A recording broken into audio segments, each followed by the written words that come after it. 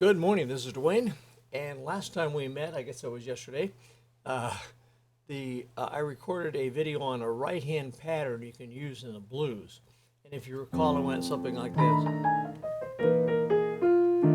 And while that appears to be fairly advanced, it's not really, because you're just using 1, 2, 3, 4 notes twice. You use them down here as well, and then you use two connector notes, E flat and C. Okay, that's not the subject of mine today. Of my subjects today. Today I like to take up the left hand. Yesterday someone was very critical because I didn't cover the left hand. Well, I was talking about the right hand part, and today we're doing the left hand part. So I'd like to talk about voicing sevenths in the left hand when you're playing the blues.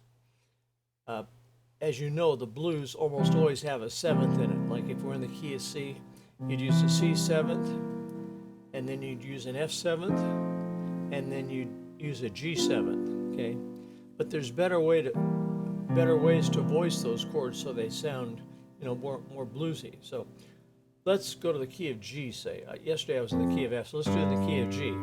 If I was playing in the key of a blues in the key of G, I'd probably do something like that. Notice I hit the low G, which is the root of the G7th chord, of course, and then I voice the chord like this: 7th on the bottom, 3rd in the middle, and 6th on top.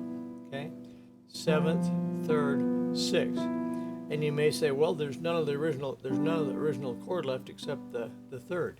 And you're right, there's no 5th. But we did hit the root down here, didn't we? We hit the G down there. So we have all the notes of the chord except the 5th.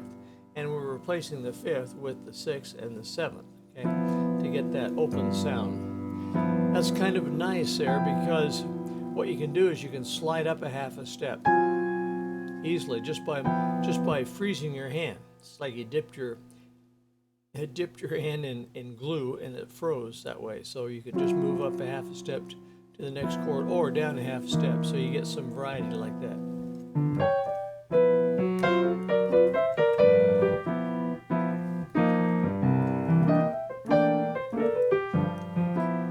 See that? Okay.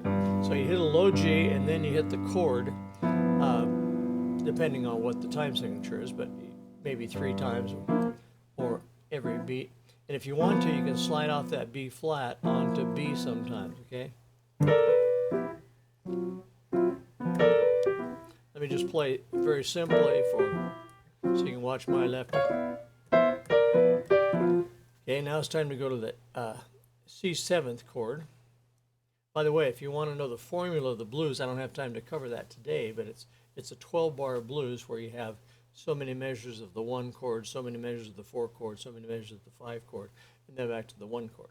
Okay, so we've played the 1 chord. Now we're going to go to the 4 chord, which is C. Now, it doesn't really work to voice the C chord like that, because it's too low, and this is too high. So I'm not going to use the 7th on the bottom, the 3rd, and the 6th like I did on the G chord. Okay.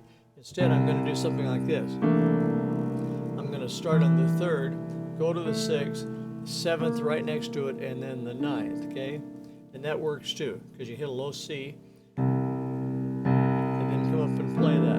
In fact, you could hit a C and G if you wanted to. See, that gives you a nice full sound. Okay, then when we come to D7th, we could use it. Let me back up to G.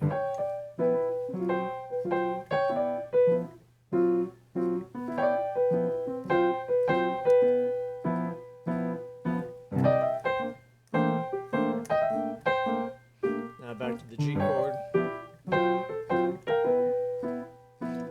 Now the 5-7 chord is D7. So what I can do, if you want, you can play a F sharp on the bottom, that's the 3rd, the 7th in the middle, and the flat 10th on top. If you like that sound. Otherwise, just you could do that.